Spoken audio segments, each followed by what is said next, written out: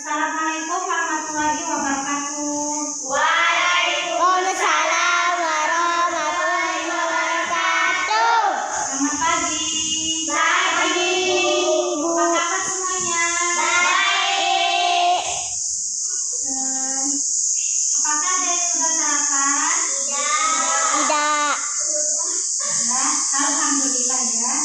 Baiklah, di sini Ibu ada tugas mata kuliah, di mana tugas mata kuliah ini yang berjudul Pendidikan Terintegrasi Tematik BSD. Temanya adalah aku dan lingkunganku.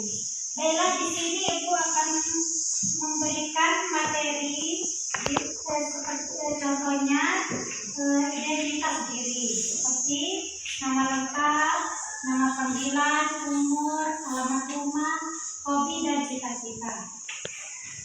Bagian tubuh dan fungsinya.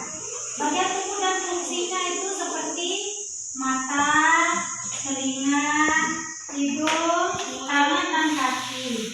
Kalau mata apa fungsinya mata? Kalau telinga? Kalau hidung? Kalau tangan? Memegang dan kalau kaki?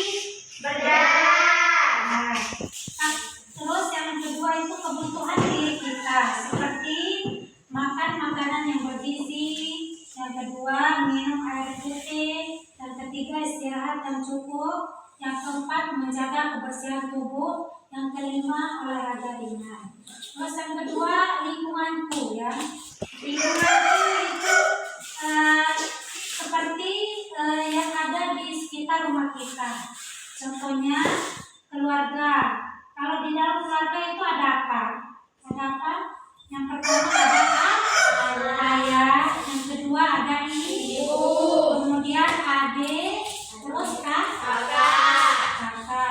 Terus yang kedua ruangan, ya. Ada apa aja di dalam ruangan rumah kita? Ada kamar tidur, ada ruang tamu. Yang ketiga halaman rumah ya. Kalau di halaman rumah itu ada apa aja? Seperti bunga ya, seperti tanaman yang kita tanam. Terus yang keempat itu ada kebun dan atau pot tanaman. Terus kalau di lingkungan sekolah itu ada apa aja? Yang pertama ada kelas, yang kedua perpustakaan, yang ketiga adalah lapangan, yang keempat ada taman sekolah, yang kelima ada guru dan teman-teman atau siswa. Kemudian di sini ada lingkungan alam, contohnya seperti apa? Ada pepohonan, kemudian ada sungai, kemudian ada gunung, kemudian ada binatang. Kalau lingkungan buatan itu contohnya seperti apa? Contohnya seperti jalan raya, terus jembatan, terus sekolah, terus taman bermain dan rumah. Cara menjaga lingkungan kita agar tetap bersih, contohnya gimana? Yang pertama, dengan menjaga kebersihan tempat tidur. Contohnya kalau kita habis bangun pagi-pagi, kita membersihkan kamar, kita menyapunya, ya, biar tidak ada kuman, biar tetap bersih. Kemudian membuang sampah pada tempatnya. Kalau ada orang yang membuang sampah sembarangan, misalnya di jembatan, ya, menyebabkan apa itu? Menyebabkan banjir. Ya. Kemudian menyiram tanaman. Dengan tetap menyiram tanaman, maka lingkungan kita itu akan tetap bersih, kemudian akan tetap sejuk. Yang keempat, menghemat air dan listrik. Contohnya kalau habis kita memakai keran yang melalui itu kita matikan dan tidak habis ya. Contohnya dan tidak habis listrik, dan tidak habis pulsa ya. Kemudian cara menjaga lingkungan di sekolah, contohnya membersihkan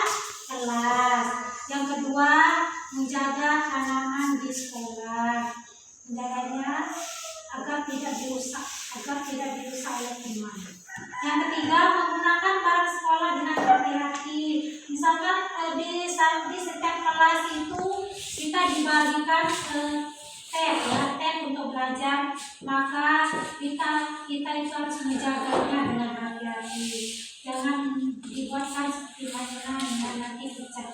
Kemudian mengantri dengan tertib, contohnya kalau adik-adik mau ke WC ya, caranya kita harus ngantri, tidak boleh saling ribut-ributnya. Kemudian cara menjaga lingkungan di lingkungan umum. Yang pertama, tidak merusak lingkungan, terutama tidak membuang sampah sembarangan. Kemudian tidak mencoret fasilitas umum atau mencoret-coret tembok di samping jalan. Yang ketiga, menghargai orang lain. Kalau ada orang yang lebih tua yang kita temui di pinggir jalan, kita beri salam. Kemudian aturan di sini lingkungan juga mempunyai aturan ya. Aturan tertib biar tetap aman. Yang pertama, aturan di rumah itu apa? Bangun tepat waktu. Yang kedua, perhatikan tempat tidur. Setelah kita bangun pagi, kita perhatikan tempat tidur kita menyapu kamar kita biar tetap bersih. Yang ketiga, membantu orang tua. Setelah kita habis mandi, kemudian kita membantu orang tua di dapur ya, memasak atau menyiapkan makanan gitu ya. Kemudian aturan di sekolah yaitu yang pertama mengikuti upacara, kemudian yang kedua menghormati guru, yang ketiga tidak berlari di depan kelas. Contohnya tidak berlari di depan kelas, misalnya kita sedang belajar, kalau kita berlarian di dalam kelas itu nggak boleh ya, itu tidak boleh. Yang kelima, kegiatan positif di lingkungan seperti gotong royong membersihkan lingkungan, kemudian bermain bersama dengan tertib. Yang ketiga, menjaga tanaman. Yang keempat, berbagi dengan teman. Yang keenam, sikap yang diharapkan masyarakat ya, sikap yang diharapkan oleh semua masyarakat terhadap lingkungan. Yang pertama, tanggung jawab, baik tanggung jawab terhadap sesama, tanggung jawab terhadap sampah ya, kemudian disiplin, kemudian peduli lingkungan, kemudian sopan santun dan kerjasama. Contohnya kalau hari Jumat kita buat kerjasama gotong royong membersihkan sampah baik di rumah maupun di jalan maupun di sekitar kita di masjid. Kemudian setelah Ibu menyampaikan materi ini, apakah ada yang bisa ditanyakan? Ada? Nggak ada? Sudah tak mengerti? Sudah. Baiklah, sekian dari Ibu. Kalau ada yang salah, mohon